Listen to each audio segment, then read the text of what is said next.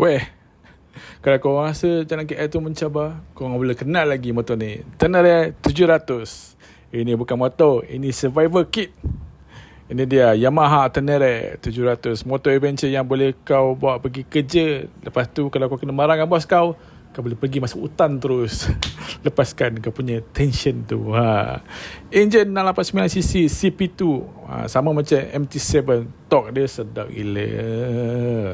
Maknanya kalau jalan tar tu, jalan batu tu, jalan hidup pun kau boleh redah semua sekali lah. Dia punya tinggi, slim, ringan untuk kelas dia. Lampu depan tu macam robot nak pergi perang lah. Malam confirm mesti terang punya. Bukan terang masa janji je. Sebab spician panjang, lambang jalan Malaysia dia tengok je, alah kecil je lubang-lubang ni, dia langgar je.